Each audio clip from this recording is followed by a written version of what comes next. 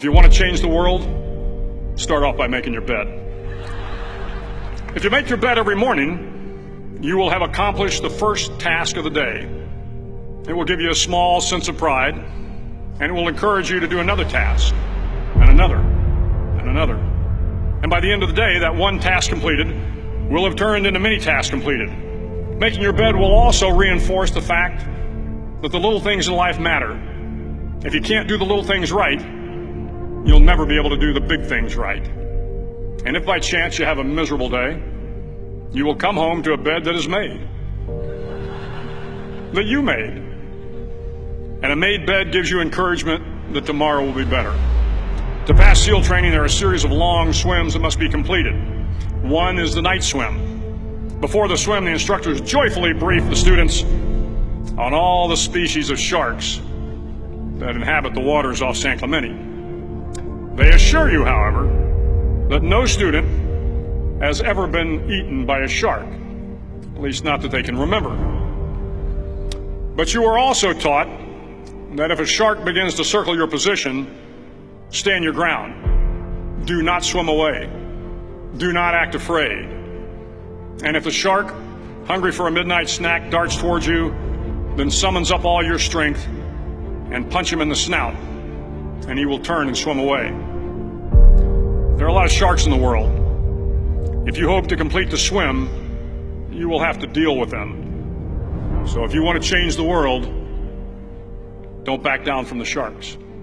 Over a few weeks of difficult training, my SEAL class, which started with 150 men, was down to just 42. There were now 6 boat crews of 7 men each. I was in the boat with the tall guys, but the best boat crew we had was made up of the little guys, the Munchkin crew, we called them. No one was over 5'5". The Munchkin boat crew had 1 American Indian, 1 African American, 1 Polish American, 1 Greek American, 1 Italian American, and 2 tough kids from the Midwest. They out-paddled, outran, and outswam all the other boat crews. The big men in the other boat crews would always make good-natured fun of the tiny little flippers the Munchkins put on their tiny little feet prior to every swim. But somehow these little guys from every corner of the nation and the world always had the last laugh, swimming faster than everyone and reaching the shore long before the rest of us. SEAL training was a great equalizer. Nothing mattered but your will to succeed, not your color, not your ethnic background, not your education, not your social status. If you want to change the world, measure a person by the size of their heart, not by the size of their flippers. The 9th week of training is referred to as Hell Week. It is 6 days of no sleep, constant physical and mental harassment, and 1 special day at the Mud Flats. The Mud Flats are an area between San Diego and Tijuana where the water runs off and creates the Tijuana Sloughs, a swampy patch of terrain where the mud will engulf you.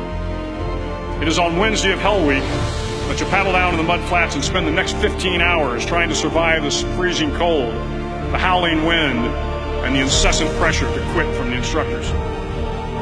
As the sun began to set that Wednesday evening, my training class, having committed some egregious infraction to rules, was ordered into the mud. The mud consumed each man till there was nothing visible but our heads. The instructors told us we could leave the mud if only 5 men would quit. Only 5 men, just 5 men, and we could get out of the oppressive cold. Looking around the mud flat, it was apparent that some students were about to give up. It was still over 8 hours till the sun came up. 8 more hours of bone-chilling cold. The chattering teeth and the shivering moans of the trainees were so loud, it was hard to hear anything. And then one voice began to echo through the night. One voice raised in song. The song was terribly out of tune, but sung with great enthusiasm. One voice became 2, and 2 became 3, and before long, everyone in the class was singing.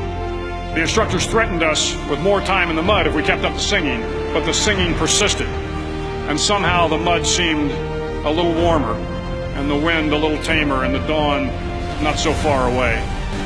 If I have learned anything in my time traveling the world, it is the power of hope.